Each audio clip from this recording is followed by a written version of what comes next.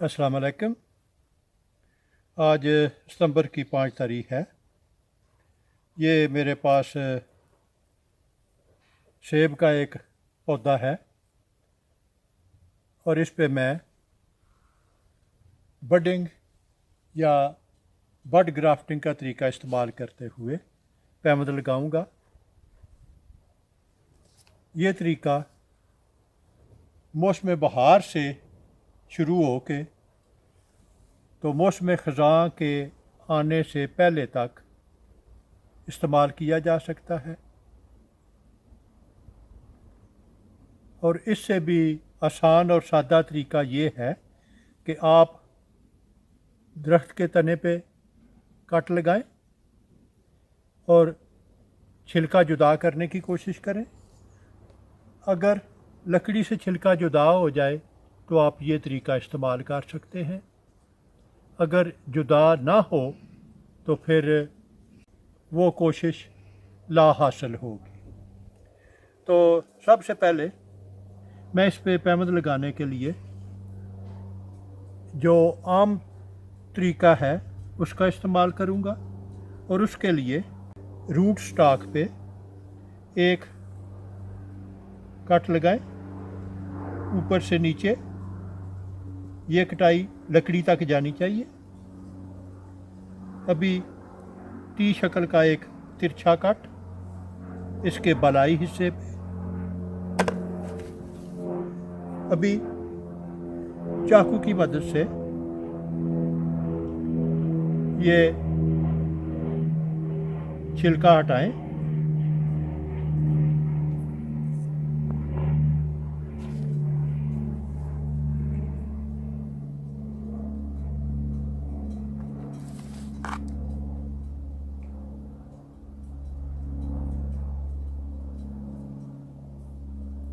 और एक बात ज़हन में रखें कि अगर लकड़ी से ये छिलका जुदा ना हो तो ये तरीका बेसूद होगा। अब जिस वैरायटी का आपने पैमद लगाना है उसकी शाख लें और उसमें से एक बड का इंतखाब करें और बड के तकरीबन आधा इंच नीचे इस तरह कटाई करें और बड के नीचे नीचे कटाई करते हुए जब आप बड से आधा इंच या इससे ज़्यादा आगे जाएं तो एक कटाई करके इसे अलहदा कर लें। अभी इसमें लकड़ी का हिस्सा जो है वो इसके साथ काटा गया है और उसे जुदा करने का सबसे अच्छा तरीका ये है कि आप इसे थोड़ा बेंड करें लकड़ी को, इस बड को, तो ये लकड़ी का सिरा अलहदा हो जाएगा और आप इसे इस तरह बाहर निकाल दें और कोशिश करें एक तो इसके दौरान आप जितना इस हिस्से को कम टच करेंगे उतना बेहतर होगा। दूसरा, जब आप लकड़ी निकालते हैं अगर इस बड पे कोई डैमेज हो तो इसे इस्तेमाल ना करें, एक और बड काट लें। तो इसे लगाने के लिए ये छिलका थोड़ा हटा लें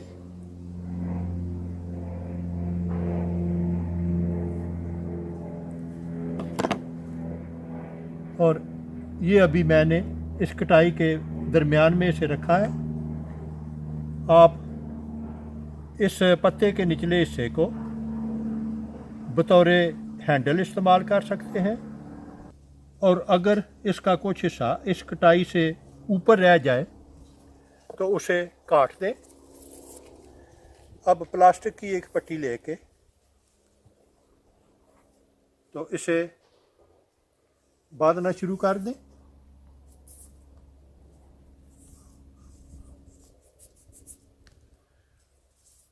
और बांधते वक्त बेहतर होगा कि पत्ते के इस हिस्से को पट्टी से बाहर रहने दिया जाए। इस सूरत में अगर आप बर वक्त पट्टी ना भी काटें तो कोई हर्ज नहीं। हालांकि आप इसे पट्टी के अंदर भी रख सकते हैं, लेकिन उस सूरत में आपको 4 या 6 हफ्ते के बाद पट्टी को काटना पड़ेगा।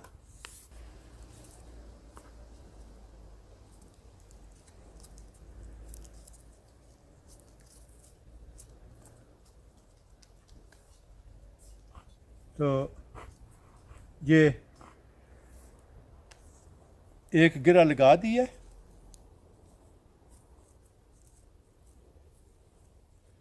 दूसरी गिरा से ये और मजबूत हो जाएगा। फालतू पट्टी को काट दें। तो ये बड ग्राफ्टिंग का एक तरीका मैंने आपके साथ शेयर किया है, और ये डिस्कवरी वैरायटी का पैबंद है। अभी मैं आपके साथ एक दूसरा तरीका शेयर करूंगा, और ये भी बडिंग या बड ग्राफ्टिंग कहलाता है। ये सबसे ज़्यादा मुफीद होगा कि अगर आप इस तरीके का इस्तेमाल करते हुए उन दरख्तों पे पैबंद लगाएं जिनसे बहुत ज़्यादा पानी निकलता हो, मसलन अंगूर या अंजीर। अगर आप किसी भी जगह कटाई करें तो उनसे वो रतूबत बहुत ज़्यादा निकलती है। अंजीर पर पैबंद की सूरत में वो दूधिया जो मिल्की सा लिक्विड है वो बहुत ज़्यादा निकलता है, और उस सूरत में अगर वो सैप पैबंद पे जाए तो वो पैबंद को नुकसान पहुंचाएगी और पैबंद की कामयाबी जो है वो मखदूश हो जाएगी। तो इस तरीके के लिए वही ऊपर से नीचे एक कट लगाएं, और इसके पहले हमने टी शेप ऊपर कट लगाया था, अभी टी शेप का कट नीचे की तरफ लगाएं। ये छिलके को लकड़ी से जुदा करें, और मैं दोबारा अर्ज करता चलूं कि इस तरीके का इस्तेमाल सिर्फ उस सूरत में मुफीद होगा जब ये छिलका जो है ये लकड़ी से जुदा हो जाए आसानी के साथ। अगर छिलका जुदा करने में दिक्कत हो रही हो या छिलका जुदा ना हो तो ये तरीका इस्तेमाल ना किया जाए। अभी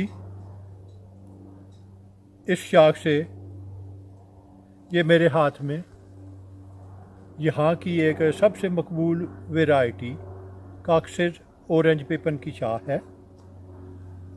तो अब ये तरीका जो मैं इस्तेमाल करने वाला हूँ, इसके लिए बड से ऊपर की तरफ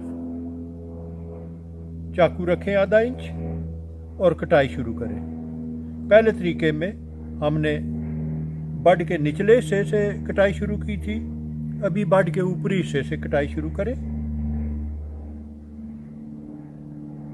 और बड के नीचे नीचे काटते जाएं।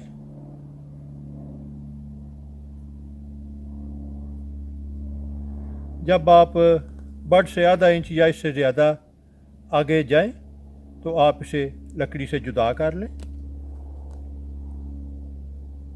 अभी एक और मरहला है और वो है इस में से लकड़ी जो मौजूद है उसको निकालना, और उसके लिए अगर आप इसे बेंड करें तो ये लकड़ी का छोटा सा हिस्सा उसमें से निकल आएगा। कोशिश करें कि इस दौरान इस बड को नुकसान ना पहुंचे।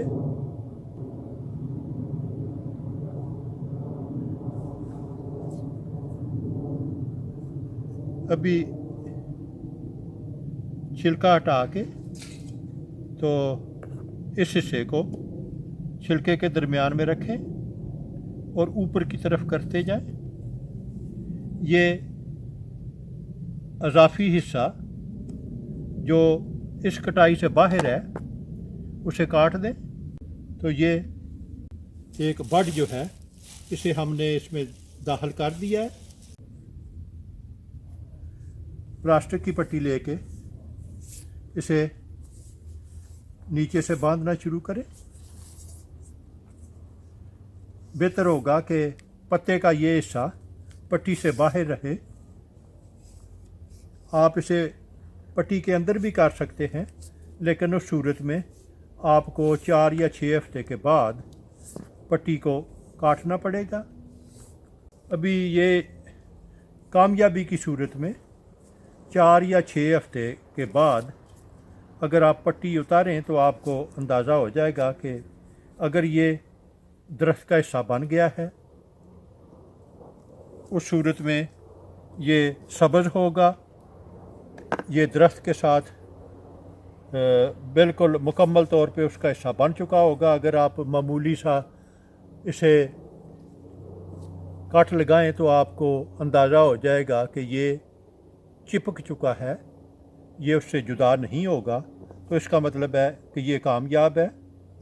और इसके बाद मौसम बहार के आने पे इससे थोड़ा सा ऊपर ये बलाई हिस्सा काट दें तो ये टर्मिनल बड होगा।